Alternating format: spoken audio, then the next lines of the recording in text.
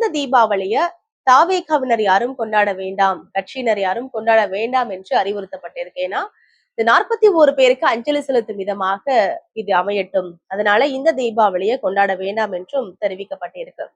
இந்த சூழ்நிலையில தான் தாவேகாவின் தலைவர் விஜய் அவர்களின் தந்தை சி சந்திரசேகர் என்ன சொல்லியிருக்காரு, ஒரு விழாவுல பேசும் பொழுது, ஒரு மனிதனுக்கு பிறப்பு இறப்பு என்பது ஒரு முறைதான், அதனால எதற்குமே பயப்படக்கூடாது அப்படின்னு பேசியிருக்காரு. இது மறைமுகமாக விஜய்க்கு அறிவுரை சொல்வது போல அமைந்திருப்பதாகவும் தகவல்கள் பரப்பப்பட்டு வருது. அது மட்டும் இல்லாம இதுவரைக்கும் நான் எந்த கட்சியிலுமே இருந்ததில்ல, இப்போ நான் டிவிகேல இருக்கிறேன் அப்படிங்கறத மகனுக்கு முழுவதுமாக நான் சப்போர்ட் பண்றேன் அப்படிங்கறத அவரு சொல்லியிருக்கதாகவும் நம்ம தெரிஞ்சுக்க முடியுது. இப்போ தாவேகாவை மக்கள் எந்த அளவிற்கு ஏற்றுக்கொள்கிறார்கள்?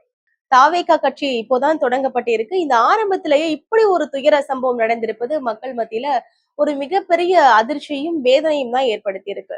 இந்த சூழ்நிலையில தாவேகாவின் தலைவர் கரூர் மக்களை எப்போது வந்து சந்திப்பார்? அப்போது மக்களோட ரெஸ்பான்ஸ் எப்படி இருக்கும்? தாவேகாவை மக்கள் அங்கீகரிப்பார்களா? ஆதரவு கொடுப்பார்களா? சிபிஐ விசாரணையின் முடிவு என்னவாக இருக்கும்?